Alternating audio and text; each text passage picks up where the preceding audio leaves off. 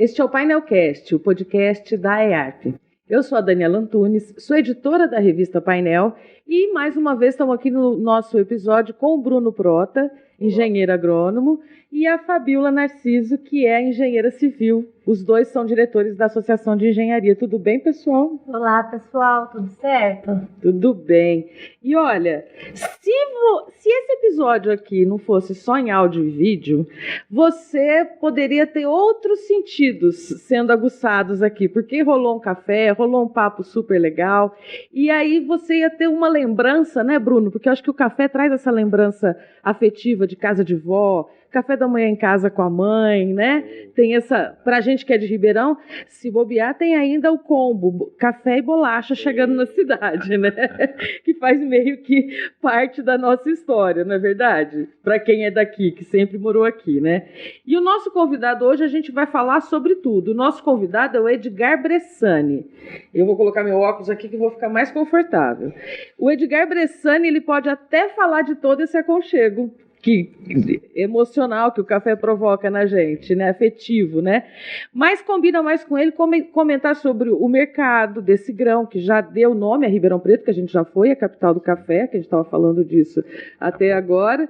Nós somos um dos principais, o Brasil é um dos principais produtores e consumidores do café do mundo, e a gente vai falar sobre isso. O Edgar é CEO da exportadora Latitudes Gran Cru Coffees, presidente da Associação de Cafés Especiais da Alta Mogiana, embaixador do Robustas Amazônicos e autor do livro Guia do Barista, da origem do café ao expresso perfeito. Ele coordenou também o programa Cafés do Brasil, do Ministério da Cultura, da Agricultura, Pecuária e Abastecimento até 2004, que é um programa super importante de marketing no mundo inteiro, que a gente também vai falar sobre isso. E tem carreira sólida nesse segmento no Brasil. Mas aí eu perguntei, antes da gente começar, eu perguntei para ele, como é que você quer ser acreditado? Você falou que ia ser acreditado como? Cafeólogo. Cafeólogo. E eu queria, antes de passar para o Bruno, que não está aqui à toa, não é só porque ele é o nosso colega apresentador do podcast, ele também é produtor de cafés especiais e sabe tudo desse mercado. Antes disso, eu queria que você contasse para nós o que é ser um cafeólogo.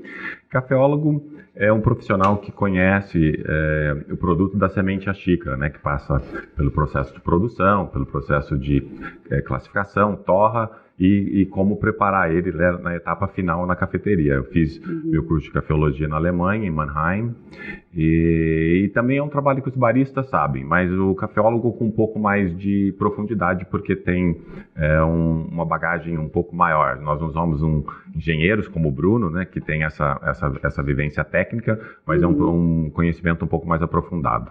E assim, se a gente for colocar todo o currículo do Edgar aqui no podcast, nós vamos ter que gravar 2 episódios. Um só para contar a história dele, que a gente ainda vai fazer isso um dia, e outro para falar sobre a experiência do café. O Edgar era para ser diplomata de carreira do Itamaraty, desistiu da carreira para se tornar embaixador do café, sendo natural de Ribeirão Preto. Bom, parênteses, desistiu depois de ter sido aprovado.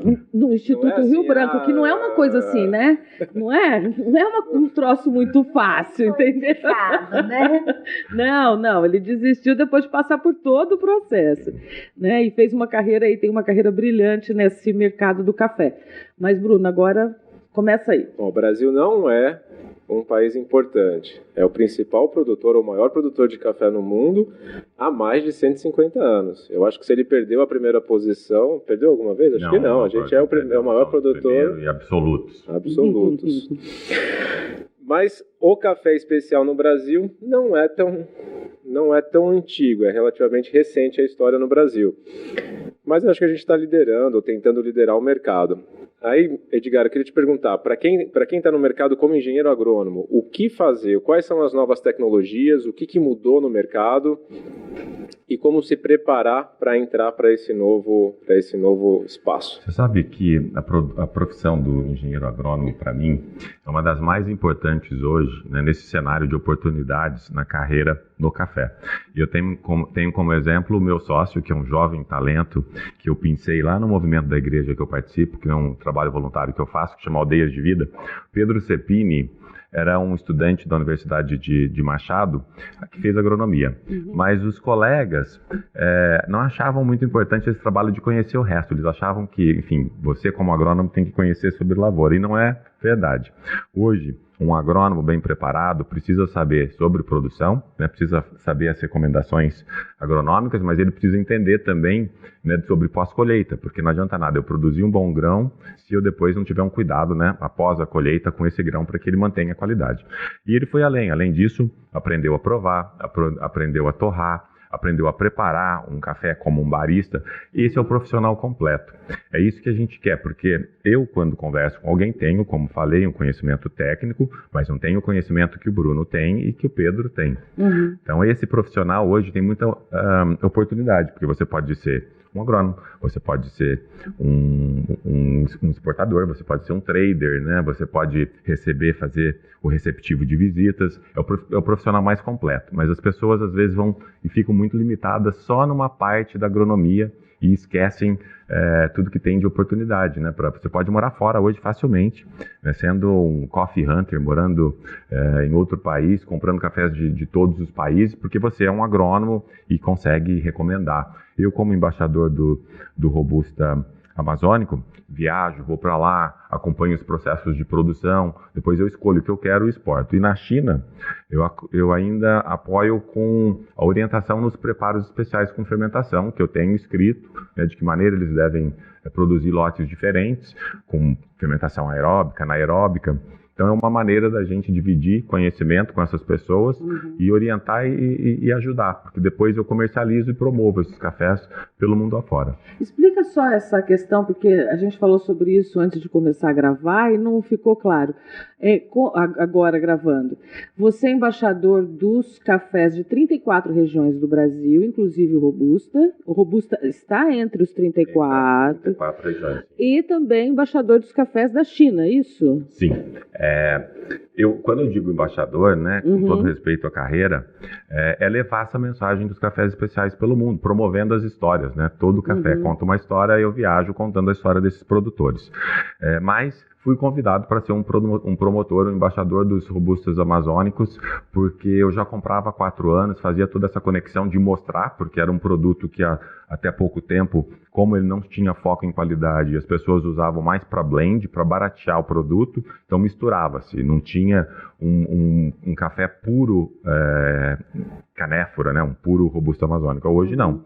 Hoje isso mudou com o trabalho de pós-colheita, com colheita seletiva, eles estão caminhando na mesma linha que os arábicas, e o que é importante também, né? Porque a gente tem, com esse aquecimento global, uma limitação das áreas. Quanto mais a gente sobe na montanha, menos área você tem. Então, no futuro, né, a produção de canéfora tem o seu papel importante. Então, acabei me tornando aí um promotor, levando esses cafés para as feiras que eu participo durante toda essa minha jornada fora do Brasil. E também fui convidado para ser o embaixador dos cafés de Yunnan, que é uma província que produz na China. Então, eu comercializo esses cafés. Estive lá agora, passei 25 dias na China visitando, fugindo do Covid, para lá e para cá. E foi uma bênção e uma oportunidade incrível, porque eu vi o trabalho duro, né, desses produtores também, que não são só os brasileiros, né? A gente tem uma produção aqui, nós temos mais de 300 mil fazendas produtoras no país, e lá você tem todo esse trabalho também, que é muito difícil, né? E de que maneira a gente faz para que a mão de obra fique no campo, porque hoje os jovens não querem mais trabalhar, né? Não querem mais colher. Nem na China. Mas você tem, enfim, uma força-tarefa lá um pouco maior.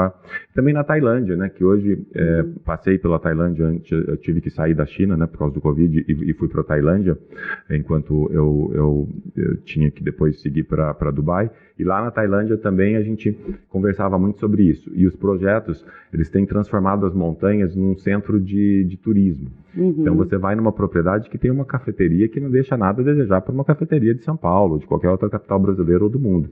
Super bem feitas, super lindas, com aquela vista maravilhosa. Então, eu vi uma postagem sua, exatamente, uma em cima da plantação, com chão de vidro. Com chão de vidro, um balanço, uma coisa assim maravilhosa, experiência.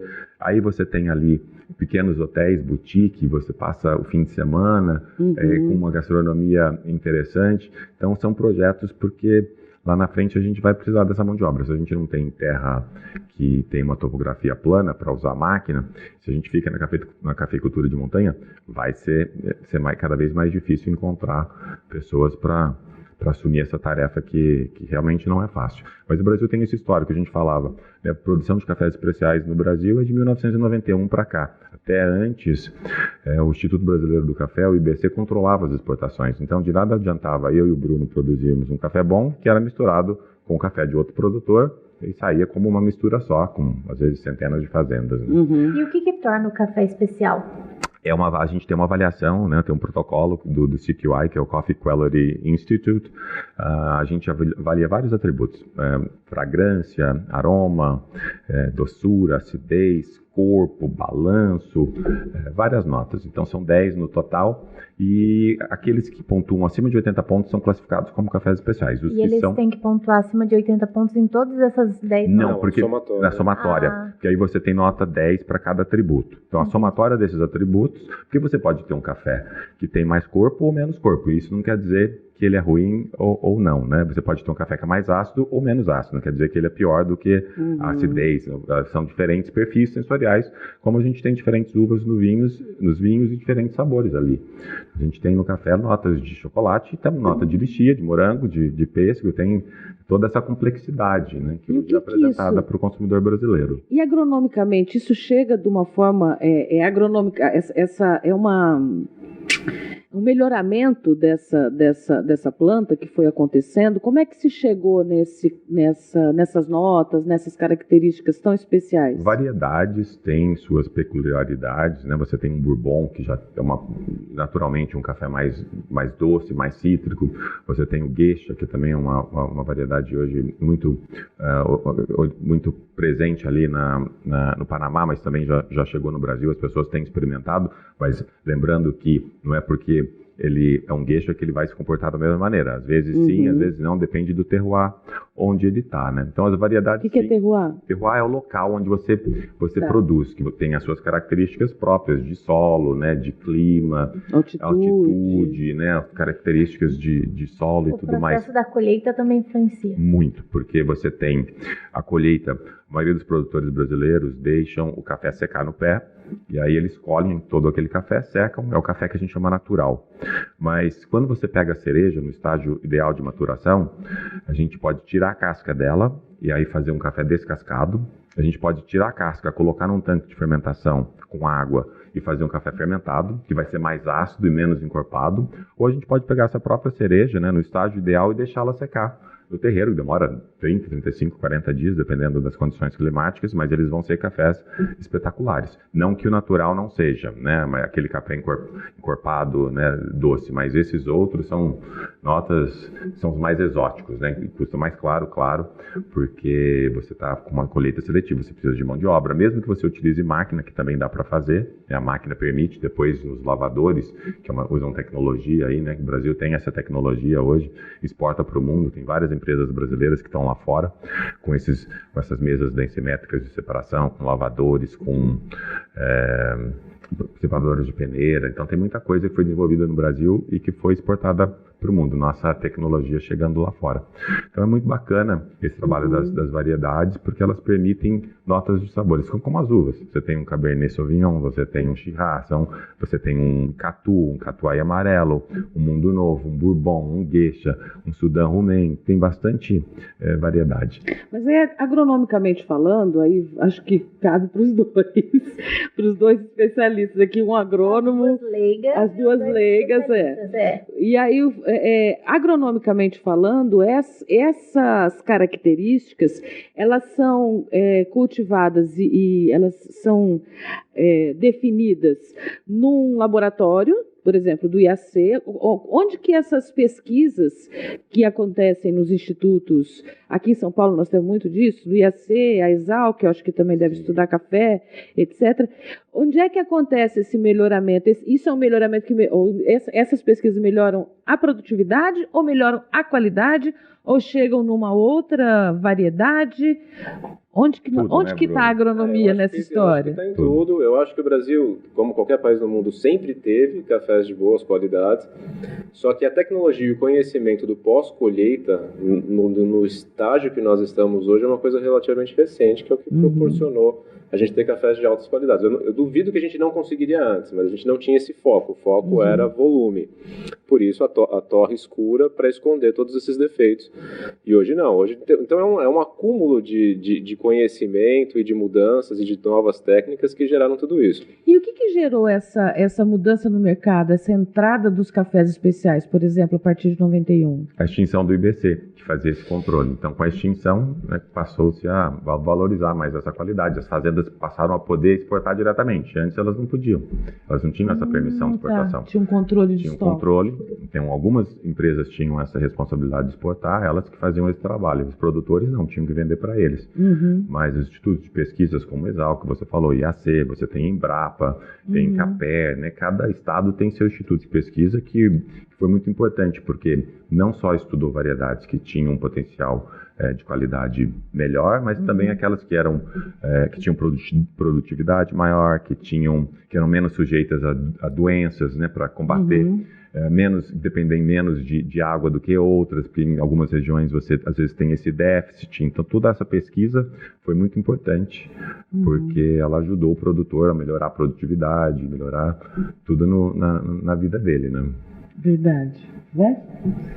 Mais fácil o Bruno trazer mais perguntas, porque eu tô deslumbrada com esse assunto aqui, sou totalmente leiga, só sei tomar o meu cafezinho e aprendi um pouco com o Bruno, que o Bruno veio me explicando um pouco sobre o café mais preto, o café mais claro, que hoje o pessoal fala água de batata, Exatamente. né? Mas o que eu acho muito... eu pedi para você fazer pergunta e já te interrompi, porque enquanto você falava, eu pensava. É que é um assunto que eu acho que mistura... Eu acho que é isso que é da abertura, é fato mesmo, né? Acho que mistura afetividade, tem um mercado, que na balança comercial brasileira, você pode falar isso, mas é importantíssimo, né? Apesar da gente não ter em Ribeirão Preto mais café, como teve no começo do século XX, ainda é um mercado que importante, principalmente para os pequenos produtores, como eu estava contando a história lá da cafeteria. Aqui na região a gente tem muito produtor pequeno, né? Na revista Painel a gente fez uma reportagem, acho que é na edição de outubro de 2019, eu vou deixar o link aqui na descrição desse episódio para quem quiser ler, né, a reportagem. A gente apurou para aquela reportagem que 80% dos produtores de café do Brasil são pequenos produtores. Sim. Quer dizer, né, não são grandes fazendas, são pequenos produtores. E acho que também é aí que entra a história do café especial, dessa coisa mais, né?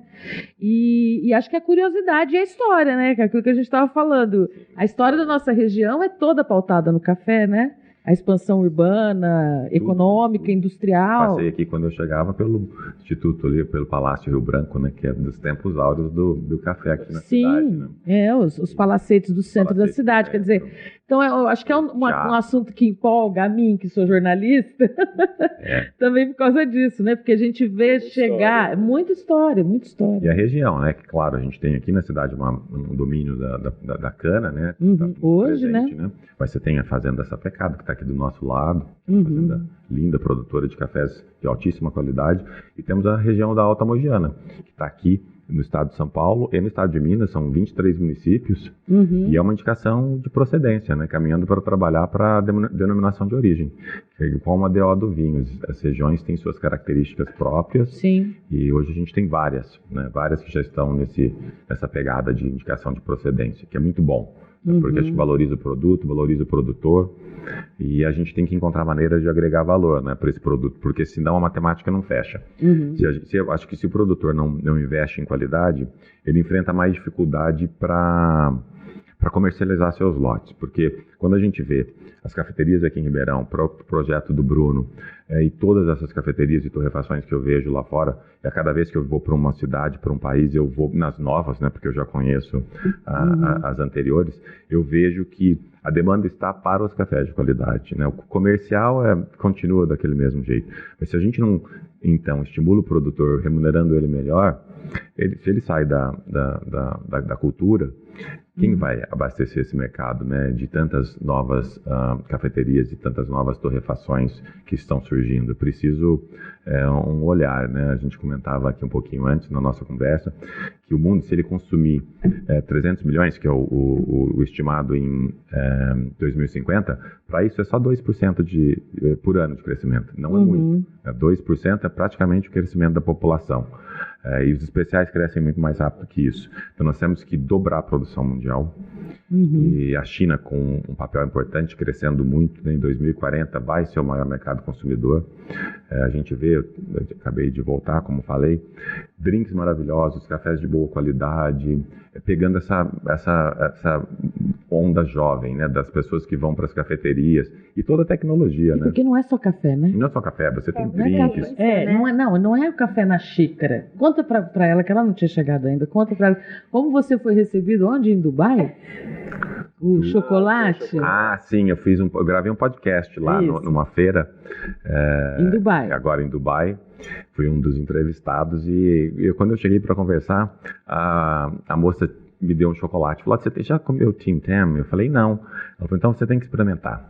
Morde aqui, você tem que morder uma ponta, morde a outra, e aí sorvia o café pelo chocolate. Quando vinha aquele líquido quente, ele derretia o chocolate e ele desmanchava na boca. O canudinho era chocolate. Era exatamente isso, espetacular. Mas já também coisas muito diferentes, como café com folha de ouro, né, em Dubai, cappuccino, que você tanto gosta com leite, né, com folha de ouro. Então lá em Dubai é o mercado para todas essas coisas exóticas. E não né? é o maior mercado, apesar de ter muita... Oriente Médio? Não, o maior mercado consumidor hoje é os Estados Unidos, né, que consomem mais do que o Brasil, mas nós estamos falando de uma população de 300 milhões de habitantes, quando no Brasil nós temos 200 milhões e consumimos um pouco menos, e estamos crescendo mais. Então, em per capita, a gente consome mais de 6 quilos, né, por pessoa.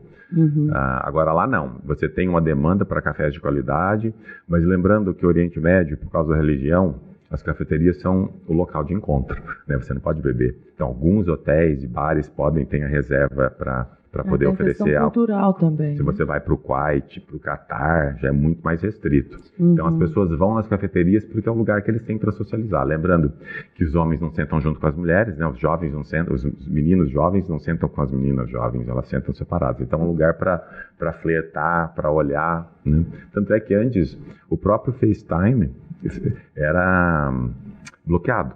Você comprava celular em Dubai e ele era bloqueado porque eles não queriam que os jovens ligassem um para o outro. Né? Porque aí não pode, tem a burca, mas é um lugar muito bacana, né? Acho que muito aberto, né? Acho que Dubai é o mais deles, existem outros que são um pouco mais restritos, mas existe uma cultura fascinante do café. E na China também, né? Com esses jovens todos. Engraçado que eu vejo também muito robô, né? Já tomei café feito na V60 por robô, já tomei cappuccino feito por robô com latte art. E aí as pessoas me falam, você prefere uma cafeteria com robô? Eu falei, claro que não. Mas se eu estou em Nova York, estou indo para o trabalho, e eu pego o metrô, e eu sei que na esquina da Quinta com a Sexta, né, da Quinta Avenida com a Sexta, tem uma loja bacana, né, de café de qualidade, eu do metrô mesmo peço meu café. Quando eu estou chegando perto, pela coordenada GPS, o robô sabe onde eu estou, prepara meu café. Isso acontece? Existe já? Futuro, sim. Né? Mas ali na China, isso em breve, né? A China sempre acho que hoje, essa questão tecnológica é uma das iniciantes, né, em tudo isso que a gente vê. Mas os robôs são incríveis, fazem um trabalho... O robôzinho era tão indecente que ele fazia tudo, ainda ele limpava a mesa. Eu falava, não é possível. E o café saía... Ele preparava o V60, que é um método japonês. Né? Então ele ia, ligava o moinho, pegava o café moído, aí depois ele ia lá, pegava água, escaldava o filtro, né? Passando no papel. Você não, era um robozinho. Não, isso era um quiosquinho de um robô. É a mesma qualidade que um barista humano. Mesma qualidade que um barista humano. É melhor, né? Porque... Imagina um quiosque. Sabe aquelas... quiosque na rua? Não, imagina aqueles brinquedos, aquelas lojinhas, aquele negócio de brinquedo que a gente tem uma mãozinha que pega. É um negócio, imagina 4 daqueles, um negócio um pouquinho maior. Você está de lado de fora com vidro, né, nas laterais. Aí mão ele tem a mão mecânica que vai e, enfim, moe o café, escalda o café, depois joga o café moído no filtro, depois ele joga um pouquinho de água. Eu acho que as no máquinas final, hoje de café, E você sai de essas que ficam na empresa, elas fazem isso, só que, né, não vemos a gente não vê o processo. Né? Só vê na hora que tá caindo lá, caindo. o copinho cai. Mas cai aí, o café. essa que a gente vê nas lojas é mais o expresso, né? Que é mais sim, simples óbvio, do que esse movimento circular. Ele faz E o aí- movimento circular de jogar De água. jogar água e parar, porque ele já jogou 50 Mas ml, traz depois a ele vai de experiência novo. total Sim. também, né? Imagina Porque você o quão tá... replicável é isso, Isso. o quão preciso, porque É. um barista É o que tem eu dias e falei. dias, você já fez 50, então É, já tá cansado, cansado, você já treina. né? É como o que eu hoje você falei. fez um grão mais fino, que Exatamente. a É. super crítica. Não, Sim. mas exatamente o que eu falei, porque assim, a gente acha que o humano vai fazer melhor que a máquina, mas a máquina, ela é programada para não ter o Sim, erro, né? O erro claro. do cansaço, o erro... E o que Mas ela não acontece com a bate papo, né, tecnologia? gente? Ela não vai bater É, o papo, mas... Mas a tecnologia, o que ela... de Mas é repente bom, bate ainda. mas a pegada é outra. Quando eu tenho um robô trabalhando, eu tenho a oportunidade de falar mais com o meu consumidor. Porque eu não estou ali olhando quantos gramas de água, né, quantos ml de água eu coloquei naquele primeiro ataque. Né? Eu tenho um robô que está preparando o café Enquanto e eu você estou tá batendo papo, conversando. né? Estou olhando para ele e conversando. Eu não estou ali preocupado, né, com quantos gramas eu estou colocando de café, com quantos gramas eu estou colocando de água, com quantos segundos eu estou esperando, né, se já está na hora de parar ou não. O robô faz e você bate papo. Então, é Mas essa importante. experiência desse robô já existe na China. Já existe na China. Já existe. Você anda na já rua faz e tempo. tem uma coisa Já dessa faz lá. pelo menos uns 8 anos que eu vejo isso nas feiras de março da Rotelex, já vi no Japão, já vi em outros países que eles já levam, e no meu cliente também tem. Ele vende esses robôs, mas esses quiosques para o mundo, eles devem se espalhar, acho que dentro de alguns anos, né, porque vai ficando mais fácil, a tecnologia vai avançando, vai ficando mais acessível, né? Então é uma maneira de expansão e bacana. É. Essa alta tecnologia ela é chinesa, mas a tecnologia do grão, da agricultura, é de onde? Você tem vários países hoje. O Brasil lidera, né? Claro, a produção de café. Nós somos o maior produtor, o maior exportador. Mas também... Mas o maior produtor de tecnologia agrícola também? Também, eu acho que sim, porque hoje nós temos... nessa questão de preparo de pós-colheita, né? Sim. Porque a gente tem também empresas que fazem a colheita mecanizada, né? E outras que são estabelecidas aqui no país. Então, acho que no café sim, porque eu não me lembro de nada muito expressivo em outros países produtores. Claro, a gente tem empresa na Colômbia que faz esses lavadores também, mas é de uma escala muito menor. Quando eu viajo pelo mundo, eu vejo sempre as empresas brasileiras que eu conheço, inclusive instaladas em lugares mais remotos que... Eu não vou falar o nome das empresas, mas pode falar também, não tem problema. Pinhalentes, por exemplo, que eu tenho muita admiração, está sempre lá, eu vejo os projetos, ainda sempre tiro foto, mando para os donos que são meus amigos, então dá um orgulho, né, de ser brasileiro e ver que a nossa tecnologia está lá fora. Vamos lá. É interessante essa exportação, né? E quanto da exportação é do café, desse café mais requintado, Especial. Café especial. Quanto que a gente consegue exportar, a porcentagem mais ou menos, que é de café especial? Porque às vezes a gente pensa que aqui no Brasil, por os leigos como eu, só conhecer o café preto, assim, né?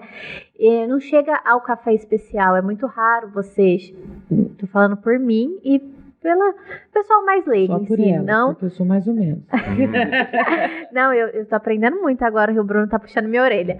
Mas qual é a porcentagem em si? Olha, se a gente levar em números, eu me lembro que 2002, 2003, a gente tinha 300 mil sacas de cafés especiais produzidas no país. Que era, enfim, isso tinha começado em 1991, mas demora um tempo para você mudar a mentalidade, né, do produtor que está acostumado a fazer daquele jeito e agora você vem me falar diferente, né? Está me dando mais trabalho, está me custando mais, então isso demorou. Eu estou demorando para ganhar isso. Eu produzi, mas não fui remunerado da maneira que eu esperava. A quantidade sai também de diferente. Exato. Os concursos de qualidade foram muito importantes porque eles acabaram incentivando, né, pelos prêmios, né, e por essa exposição que dava o produtor brasileiro a investir investir, né, nesse melhor café, mas quando a gente fala de um número hoje, eu acho que a gente deve estar na faixa de uns 10 milhões de sacas de alta qualidade quando nós produzimos 60. Então nós temos que crescer, né? A gente tem 300 mil produtores, como eu falei, então esses produtores têm que aí fazer essa virada de chave, porque eles agregam valor e a maneira de sobreviver. Hoje, com todo esse problema que a gente teve pós-pandemia, com os custos de fertilizantes explodindo, com o custo de tudo, né, marítimos super altos, fica complicado se ele não agregar valor, porque o custo de produção dele subiu 50%, 70%. Então, e é difícil, às vezes, a gente passar isso para a gôndola, né? Então, de que maneira a gente vai trabalhando com os cafés especiais, onde você pode agregar maior valor do que nos cafés comerciais. E respeitando também, porque a gente tem um consumidor, infelizmente, que não tem acesso, porque não tem recurso, não tem dinheiro. Então essas pessoas que estão, até me arrepiei quando falei isso, aqueles que não têm essa oportunidade é porque às vezes não tem bolso para poder conhecer esse produto diferente. Então nós temos, infelizmente, ainda uma parcela da nossa população para melhorar a renda, para poder ter acesso a coisas melhores. Mas o consumo está atrelado à qualidade. Quanto mais qualidade eu tenho, maior o consumo. Quando a gente vai para os cafés especiais do seu amigo ali no Irajá, ou das cafeterias super bacanas que a gente tem aqui na nossa cidade, na região, é uma história diferente. Né? A gente compra a experiência toda, experiência, você vai bater papo, conhece o barista. Conta como que faz aquele café, o que você está fazendo, de onde que ele veio, que você quer tomar o quê? Quero um café mais frutado, hoje eu quero um caramelo. Então, não tem acesso. Tem um café para mulheres lá nesse lugar que eu estou falando, que é uma cafeteria pessoal lá no Jardim Irajá, muito pequenininha, e tem um café para mulheres. Eu falei, gente, esse eu não quero. Você sabe eu quero o forte. O movimento das mulheres no café hoje é muito importante. Existe a International Women in Coffee Alliance, que, enfim, são as mulheres aí por trás da cafeicultura. Aqui na região da Alta Mogiana, a gente tem as cerejas do café, que são mulheres produtoras, elas têm um concurso próprio. Deixa eu perguntar, que agora eu vou entrar na minha novela, que eu falei pro Bruno, falou, olha, eu assisti uma novela que falava muito sobre a colheita. As mulheres colhendo tinha uma diferenciação. Não sei se é verdade, não sei, mas fiquei curiosa. Exatamente. Eu assisti em janeiro do ano passado, quando eu peguei Covid. E fiquei uma semana trancado, maratonando de manhã, de tarde, de noite, virando madrugada, e fiquei apaixonado. Mas foi uma pegada da Colômbia por um olhar moderno, né? Porque aquilo já tinha sido feito há muitos anos, foi uma refilmagem, né, do trabalho, mas você pode perceber que tinha a pegada da mulher, que é super atual, você tinha a pegada da qualidade, você tinha lá o cara, né, que era o namorado da gaviota, tomando uma prensa francesa no escritório dele em Nova York. Então era muito moderno esse olhar. O mundo. E foi uma super sacada para a Colômbia, que é muito esperta, muito inteligente, fez um trabalho belíssimo de marketing ao longo, né, desses anos todos, se posicionou como uma das origens mais respeitadas, um café tem uma acidez. Café colombiano é muito respeitado. Quando eu morava nos Estados Unidos, eu ouvia falar de café colombiano, não ouvia falar nada de café brasileiro. Então eles fizeram um bom trabalho, mas investiram milhões e milhões de dólares em Roland Garros, nos Jogos Olímpicos. O Brasil tinha aí outros setores da economia para priorizar e ajudar. Um país dessa dimensão, né, não dá para dar dinheiro para todo mundo. Lá o café tinha um peso muito grande, mas é a pegada super moderna de todos os assuntos. Sustentabilidade, se falava muito, que é uma questão hoje muito importante, né? Produzir com proteção ambiental, com responsabilidade social, com qualidade, né?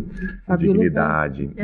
Já vou assistir a novela de novo. Nossa, é muito bacana. Eu adorei, eu sempre falo para todo mundo, inclusive meus amigos, porque como ela estava em espanhol, né, em inglês, em lugares que ela não chegou, né? Mas eu falo, vocês têm que assistir, é muito bacana essa pegada do olhar. Traz um olhar diferente, né? Principalmente pra mim, que sou leiga. As mulheres são mais cuidadosas, né? Exatamente. Na fazenda, elas são mais atentas. Porque as mulheres conseguiam pegar o fruto mais maduro, não podia pegar o mais verde. Então, isso dava qualidade do café. Olha a minha cultura. Sim, elas fazem a colheita seletiva, indo só nos maduros. Mas isso é verdade? Verdade. Na Colômbia, eles fazem colheita seletiva. Como eles é uma cafeicultura de montanha, não dá para usar máquina, né? Aqui a gente tem ainda uma vantagem, que é a utilização de máquinas em áreas com topografia plana. Lá não tem jeito. Então eles precisam fazer essa colheita seletiva, até porque eles têm 2 colheitas, a maturação é super desuniforme, então vai amadurecendo, elas vão colhendo. Então tem um período mais longo. E os cafés são fantásticos, são muito bons, com altitude, né? Boa altitude. Na novela eles mencionavam o porquê que eram as mulheres que colhiam, por causa que elas tinham mais delicadeza para pegar o fruto maduro. Sim. Porque as mãos eram mãos menores, então... Eu acho que o homem está preocupado em volume. O homem quer terminar rápido, né? A mulher quer saber do detalhe. Olha eu tenho só, uma das fazendas mais cultura. bonitas que existem aqui, acho que no Brasil, é a Fazenda Bananal, das minhas amigas da Carol e da Jorge Atala. Onde fica? Aqui em Bocaina, Bocaina, Jaú. Mas é uma coisa assim, espetacular, tem um museu lá que conta a história da família, dos avós e toda a história deles na cafeicultura. E você vê o capricho, né? Produção de qualidade, a Carol fazendo esse trabalho, né, de manter a família, né, na produção. Porque E esse também museu tem é aberto? Ele é aberto para visitantes convidados, né? Mas não é aberto para a população, não assim, é, as pessoas não podem... é da família, não, né? porque eu já quero ir também, mas eu queria já estender todo o convite. Vai fazer um tour. Mas eu é não lindo, aguento tem ver as um museu fazendas que eu quero ir. belíssimas, né? Você vai para a própria Monte Alegre, no sul de Minas, que é esse meu padrinho, que tem lá um jardim do Burle Marx, aqueles casarões coloniais maravilhosos. Tem muita história para contar nessas fazendas. A gente vai virar melhor amigo, né, Vamos Edgar? visitar todas essas... e levar os engenheiros, né? Lógico, ver. muito legal. Mas olha, antes da gente seguir na sua questão, eu queria que você só voltasse nesse movimento de mulheres daqui, das cerejas do café. Que não é só aqui, né? A gente tem as cerejas, que é daqui da Alta Mogiana, mas a gente tem esse grupo de mulheres espalhados em todas as regiões brasileiras. Mas conta o que é. Quem são as cerejas? Quem são essas outras mulheres? As cerejas são mulheres espetaculares, que a gente tem o privilégio de trabalhar junto na associação, né? Então a gente organiza o concurso para elas, a gente faz atividades com elas, dias de campo. São produtoras. Produtoras, né? Casadas às vezes com produtores. Tem lá a Luciana Vilhena, que é uma expoente aí da cafeicultura de qualidade. Você tem a Laís, tem várias outras mulheres, né, que estão ali naquele dia a dia na luta para a transformação, né, da propriedade num chão de produção de cafés da mais alta qualidade, com todo esse carinho. Então, o trabalho delas é importante, porque a gente fala de excelência, né? E mulher é muito mais atenta nesse sentido. Então, elas ajudaram muito. Então, hoje você tem esse movimento que acontece em todos os países. E o mundo lá fora também tem. Eu tenho uma linha, inclusive, que é só de cafés produzidos por mulheres. Tem uma linha que é de cafés produzidos com aquela questão hoje da pegada da agricultura conservativa, né, que é uma nova modalidade de utilização de menos pesticida. Você tem ali plantas que interagem com o café e aí são combatentes naturais, né, de algumas doenças do café. Um trabalho muito bonito feito pelo Alessandro Guiero, que é um amigo meu. A gente teve essa ideia de lançar essa linha que chama Terra, que é muito bacana. Inclusive, depois até saiu uma marca minha com o meu sobrinho, que chama Terra Cafés Especiais, de cafés que a gente vende aqui na região. Mas as mulheres, enfim, com esse trabalho delas lá fora, você vê a participação muito grande delas nos campeonatos, né? Hoje a gente tem uma campeã mundial de barista, que é a Agnieszka, né? A Aga é campeã de barista, campeã de coffee, de Coffee and Good Spirits. Eu sou mestre de cerimônia das competições mundiais. Como eu fui conselheiro do World Coffee Events, que organiza as competições, eles me chamam, um trabalho que eu faço voluntário, porque quando eu estou nas feiras eu estou para trabalhar e vender, mas eu acabo doando um pouco do meu tempo. Eu falo, olha, eu tenho tal dia e tais horários, e eles me encaixam para ajudar, porque as pessoas não querem, né, tomar o tempo para participar, mas eu sei da dificuldade que é e eu participo. Então é uma bênção, porque você vê ali os maiores talentos, as coisas novas que eles estão trazendo, e cada ano você se surpreende. As máquinas, as inovações que vieram, tudo fruto desse trabalho dos baristas, né, que estão ali no dia a dia experimentando. As máquinas mais sofisticadas, máquinas com preparo de café filtrado, que como uma máquina suíça que eu gosto muito, que eu tenho, que chama Tony. Você programa ela faz tudo. Ela quero um café que durante os primeiros 15 segundos jogue 50 ml de água, depois pare por 30 segundos, depois dê um banho de 100 ml de água e pare por mais 20. Ela faz tudo. É incrível a quantidade de engenharia que a gente tem nessa conversa aqui. O mundo do café todo em volta da engenharia. Muito da engenharia, que vai da produção, né, da recomendação agronômica, que vai da parte toda de maquinários de pós-colheita, de colheita, que precisa, né, do engenheiro, porque ele que conhece, né? E civil também, tem lugar para guardar. E eu tô pensando na arquitetura, né? Hoje... Sim, essa é a parte mais bacana, mais bonita, né? É que o consumidor final vê, né? Que tem pegadas diferentes. Você tem de projetos hipsters, que são mais industriais e não devem nada àqueles mais sofisticados, então tem pegadas diferentes, projetos muito bonitos. Existe muita essa valorização do simples também, né? Aquele que usa um pallet, né? Não tem nada de errado com isso.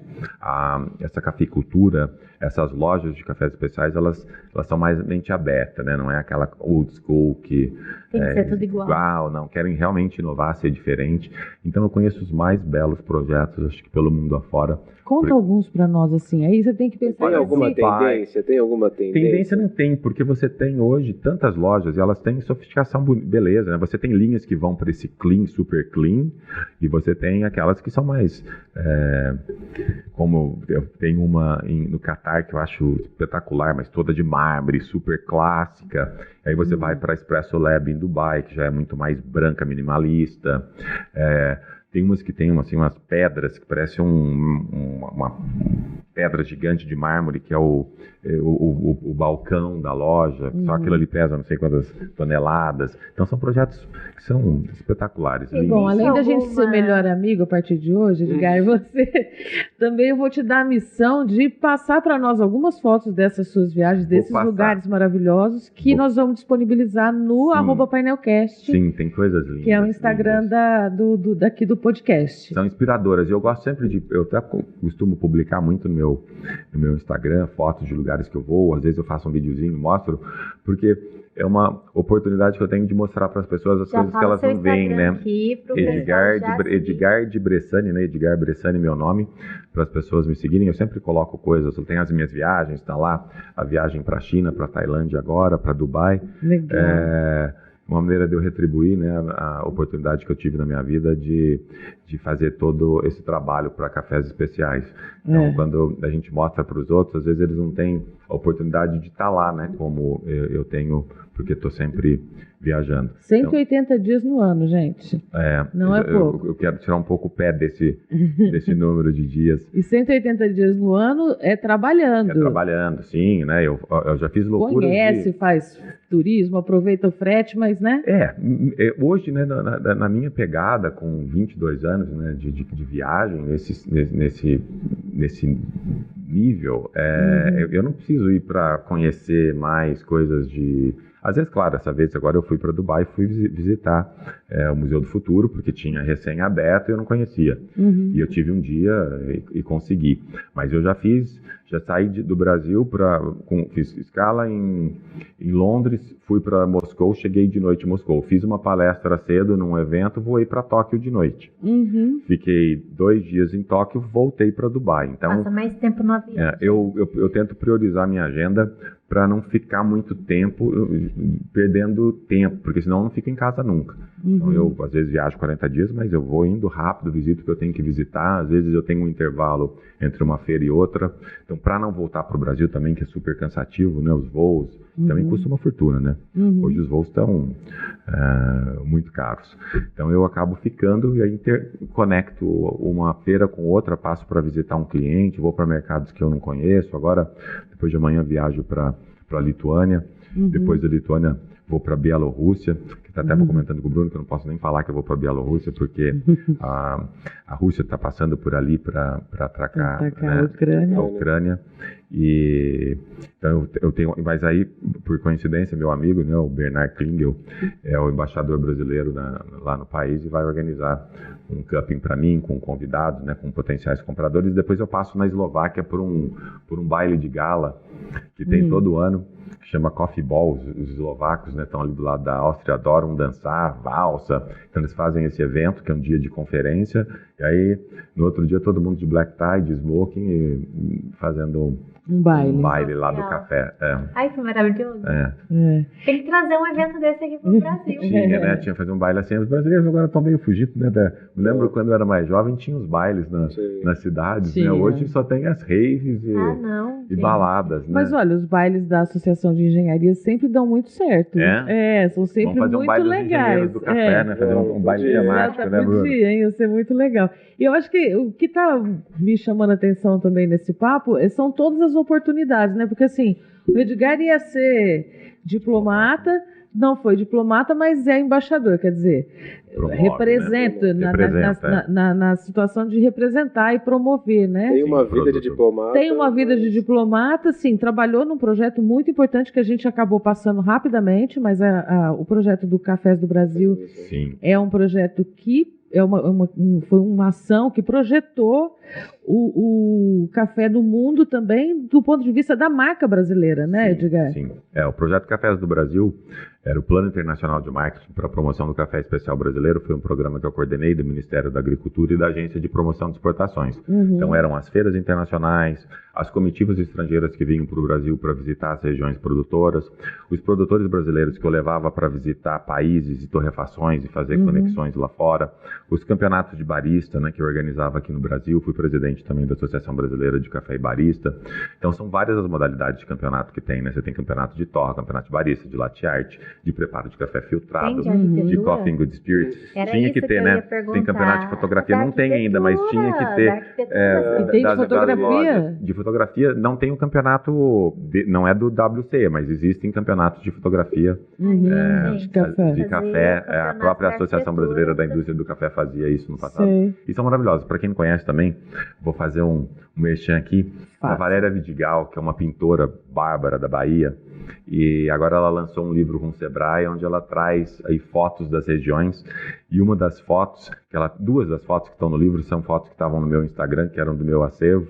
Ela fez com uma mão com café cereja maravilhosa, ela pintou isso, e a outra é uma foto lá da Morada da Prata, que é do meu amigo Arnaldo Adams, que aí tem toda essa história, conexão, a família dele, ele é parente, né, do Santos Dumont. Neto, né? Então essa história está toda aqui. Ele tem uma fazenda espetacular com uma tulha antiga que foi restaurada e onde ele recebe pessoas lá. A gente também tem que visitar. Você vai adorar. É linda a propriedade. É um trabalho assim, de primazia na produção de café especial. Então, quando a gente fala de café, a gente fala de tudo. A gente fala de engenharia, fala de agronomia, fala de história, fala de patrimônio, fala de turismo, fala de arquitetura. O Arnaldo é arquiteto. É um arquiteto que tem uma fazenda de produção de café. É um engenheiro que tem produção de café. Esse povo vai tudo se envolvendo com café. Fala de diplomacia, fala de valorização da mulher produtora, né? Da questão das mulheres no mercado de trabalho. Sustentabilidade, meio ambiente, network, porque você também vale um episódio só para você explicar como é que você faz o network da sua carreira, porque é muito legal, né? Quer dizer, os amigos que conheceu no Instituto Rio Branco são as pessoas que você... Às vezes me apoiam. Te apoiam, mas eu acho que você tem que ser uma pessoa que gosta de pessoas, né? Você gosta de gente, porque eu acho que foi isso que abriu todas as portas na minha carreira, porque eu vim do institucional, então tive uma oportunidade de viajar muito, né, promovendo o Brasil, mas como uma imagem de Brasil, e depois isso me abriu portas no mundo inteiro. Então hoje você fala, eu quero ir para Ucrânia. Eu conheço gente na Ucrânia e vou fazer um camping lá. Então essas conexões foram importantes. Se eu não conheço, eu tenho um amigo que conhece e eu pergunto. Tanto é que esses amigos, a gente tem um coffee family, né, que são vários amigos. Eu tenho três da Itália, uma da Islândia, um da Bélgica, um da França, de Porto Rico. Durante a pandemia, a gente se reunia todas as quartas e todos os sábados, que era a única maneira que a gente tinha de manter o que está acontecendo, né? Como que vocês estão? E a gente tomava um vinho, batia papo. Ele consegue reunir com os amigos dele? Virtualmente. Mais que nós. Então, durante a pandemia foi uma maneira, né, da gente entender como que as pessoas estavam, se alguém estava passando por uma situação difícil. Se apoiar, né? Que também foi muito importante. Foi muito importante, né? Então a gente descontraía, tomava um vinho ali, batia papo e era, assim... Toda quarta e sábado. Agora a gente, de vez em quando, ainda faz antes do Natal, e agora a gente está definindo. A gente se encontra em Milão na feira do ano passado, a gente teve um jantar. Agora em Atenas tem a próxima feira em junho, a gente tem sempre um jantar junto. Legal. São amigos que o café me deu, e grandes amigos. Uma grande aula.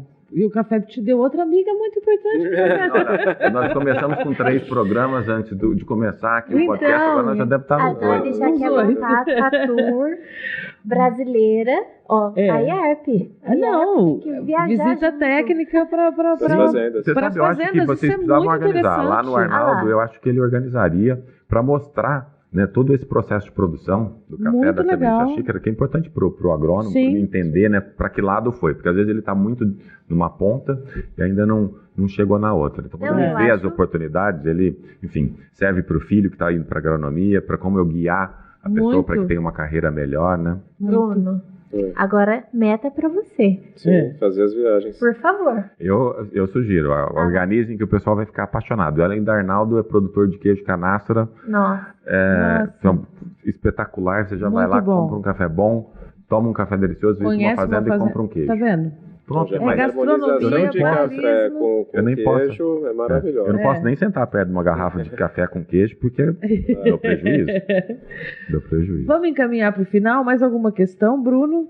Eu vou fazer só uma rapidinho. Vai lá. Voltando Porque um pouco para a agronomia. porque a gente porque eu falou fiquei que o quieto, Bruno ia falar mas vocês tudo e não falaram falou tanto, nada. Eu fiquei quieto. Gente, a gente se empolgou aqui, deixa Pois é. quieta. Não, eu vou voltar para a agronomia. Edgar, nesse lado de produzir especial, 2 perguntinhas. Primeiro, existe uma limitação? Antigamente, quando a gente começava, o pessoal falava assim, uma fazenda não consegue produzir mais do que 10%, 20% de cafés especiais. Hoje a gente sabe que isso não é verdade. Sim. E como um produtor numa região não tão famosa consegue ter acesso a preços diferenciados? Porque eu tenho pessoas que eu tento trazer para o mundo dos especiais, por exemplo, o seu Omoto, não sei se ele vai estar ouvindo ou não, mas ele fala, na minha região ninguém paga um diferencial, não paga o ágio por isso, então eu vou investir, eu tenho vizinhos que investiram, estão despoupando, estão fazendo CD, mas não estão recebendo, então já pararam de usar o maquinário. Como A gente sair tem que explicar dessa... o que é CD. O que é Cereja desculpa? descascada. Ah, tá. Porque a gente está falando com pessoas que nem todo mundo O é café que a gente especialista. pega a cereja, a gente tira a casca e faz um café, um dos preparos, né, do Tá processo certo. natural, descascado, despolpado, fermentado. Eu acho que hoje o produtor precisa ficar antenado com as conexões que ele faz, né, com as parcerias, porque existe aquele trabalho tradicional.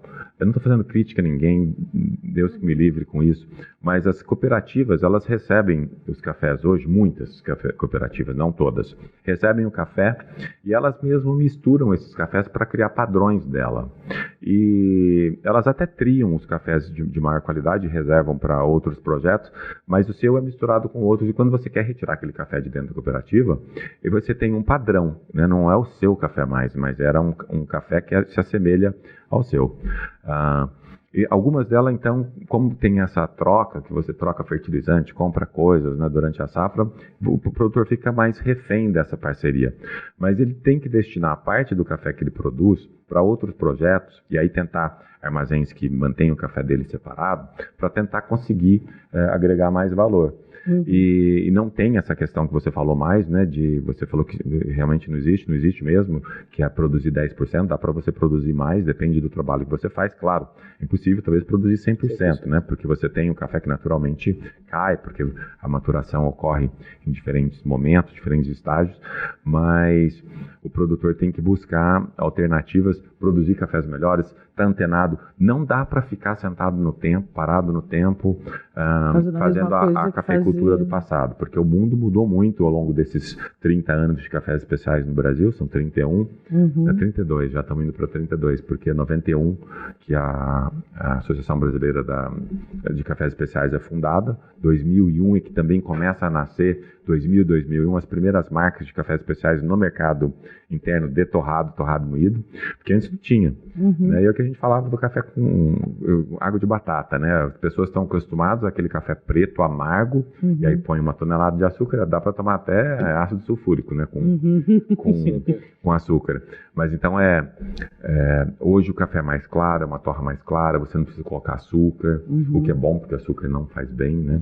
Mas você consegue perceber todos esses sabores, e um leigo consegue, né? Ele tem que abrir o coração para ver que existe um produto diferente. Aquele que é mais escuro é exatamente para mascarar os defeitos que ele tem. Então, quando você torra naquele perfil, você põe açúcar e consegue beber. Se ele fosse mais claro, talvez você não conseguisse pela própria característica da bebida. Mas café é apaixonante, dá para falar sobre café por dias, por horas. Dá, olha, quem estiver ouvindo aqui a gente, que quer entrar para esse ramo, qual que é a sua indicação? Por onde que a pessoa pode começar? Olha, vem começar pelo Guia do Barista, O livro que é o meu livro. Gente, sempre. Na verdade, é uma brincadeira, mas o guia foi uma maneira também que eu encontrei de doar um pouco do que eu pude aprender. Porque como eu era um advogado com preparação para a carreira diplomática, eu não sabia de lavoura, né? Eu não sabia sobre classificação de café, eu não sabia sobre torra. Então eu escrevi o livro, como não existia nenhuma obra no Brasil que falava de café da semente à xícara, era uma maneira de dividir um pouco com as pessoas que precisavam desse conhecimento e não tinham. Então ele foi lançado, hoje está indo para a 6ª edição, até na viagem agora na China, nos meus 8 dias de quarentena lá, trancado no hotel, eu acabei avançando com a última edição, que deve ser lançada em 3 meses. Dessa vez eles até permitiram que eu expandisse um pouco, porque eu tinha uma limitação do número de páginas. Se eu queria inserir qualquer coisa, eu tinha que retirar outra. Agora eles deixaram. Então estou falando um pouco mais de extração nessa edição. Então é começar com uma base, claro, né, depende do que você quer. Né, se você é um barista, se você é uma torrefação, é um livro adequado. Se você está na área agronômica, você tem outras leituras mais acadêmicas, né, mais sofisticadas, mas ele não deixa de trazer uma informação que talvez o agrônomo não tenha. E 2 outros livros que eu gosto muito, que quem trabalha com cafés especiais deve ler, são Os Bastidores da Disney, que fala de excelência, né, e O Poder da Atitude, que é o que a gente busca, né, que são os funcionários extraordinários. Esses é o que a gente precisa quando a gente fala de cafés especiais. Então fica aí a dica de leitura desses 3 livros, que para mim, no escritório, todo mundo que chega tem que ler. É obrigado, leitura obrigatória, porque não adianta você ser o agrônomo, ou você ser o contador, ou você ser o financeiro, você tem que saber sobre café. E se você vai receber alguém, não sou eu que vou preparar o café para ele filtrado, é você que vai lá e prepara e bate papo, e até o momento de encantar. Então todo mundo tem que saber. Tá certo. E o seu livro, onde que o pessoal encontra? Nossa, essa é uma questão difícil. Como está quase esgotado, eu recebo mensagens diárias, né? Onde que eu consigo comprar? Não tô achando o livro. Precisa tentar na internet, existem alguns exemplares ainda, mas a próxima edição já está para sair.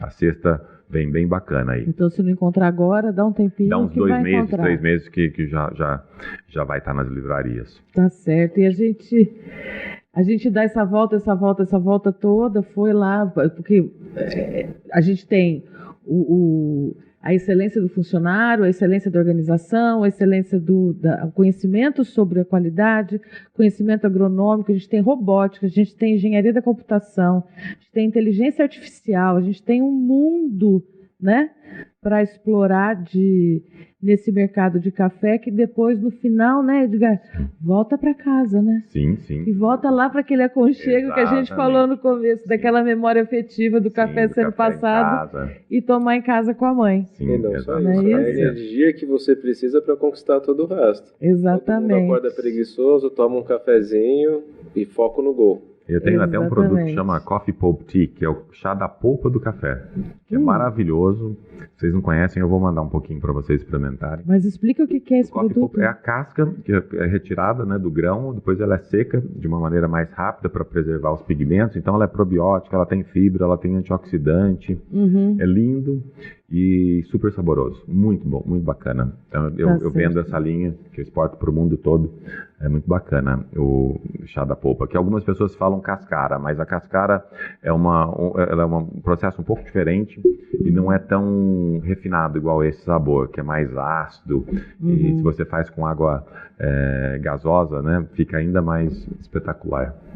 Muito incrível, já dava outro podcast só sobre isso.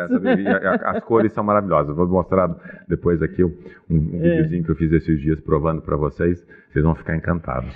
Fala qual é novamente, onde as pessoas te encontram. Tem Instagram, meu Instagram é Edgard, né, Bressani, com 2 S's, A-N-I.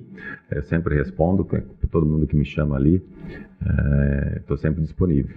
Tá certo. Pode me chamar que eu respondo. No LinkedIn também tá? No LinkedIn também estou. No Facebook também estou. Minha empresa também, Latitudes Coffees, tem uma venda de café no mercado interno de verde, também dessas cáscaras. As pessoas que quiserem o chá da polpa do café pode experimentar partindo dali. Tá certo. Uma grande experiência conversar com você, viu, Edgar? Prazer, gostei foi enorme muito. Tá? Vocês são super simpáticos. Muito, muito. Muito obrigada, pessoal. Muito obrigada, Bruno. Bruno, muito obrigada mesmo, porque partiu dele a convite da gente ter esse Bruno, papo amigo. Tão inspirador e tão gostoso aqui com o Edgar. Eu agradeço também o Bruno pelo convite. Quando ele me falou, eu tinha essa janelinha rindo, eu falei, vou logo, que eu adoro bater papo. Perfeito. Obrigada, Fabíola, mais uma vez. Obrigada, pessoal. Obrigada a vocês que estão ouvindo a gente, acompanhando até aqui. Obrigada, Dani. Obrigada, Edgar. Eu amei o papo. E a gente já está com quase 1 hora. A gente tem a nossa meta, eu juro, que são 30 minutos. Mas eu achei que até hoje a gente conseguiu até parar rápido, porque daria mais uns 3. Dá para bater papo, a gente fica aqui o resto da noite. Foi muito boa a conversa. E bom, esse aqui é o Painel Cast. Essa temporada aqui todinha vai ser em áudio e vídeo. Você pode nos ver e ouvir no Spotify, no YouTube. Os episódios estão disponíveis em todas as plataformas de áudio. Apple Podcasts, Deezer, Amazon Music, e tem todos os links no Instagram, @painelcast e @AEARP, que eu queria que você seguisse, compartilhasse esse podcast, desse dicas de episódios. Liga o sininho no tocador que você está ouvindo, no YouTube, no Spotify, nos outros tocadores. Você pode ver, você pode ouvir, enfim. Aqui o negócio, a gente está aqui para compartilhar informação de qualidade sobre engenharia, arquitetura e agronomia e tudo que envolve esse mercado de trabalho para esses profissionais. Muito obrigada de novo. E, pessoal, até a próxima. Até a próxima.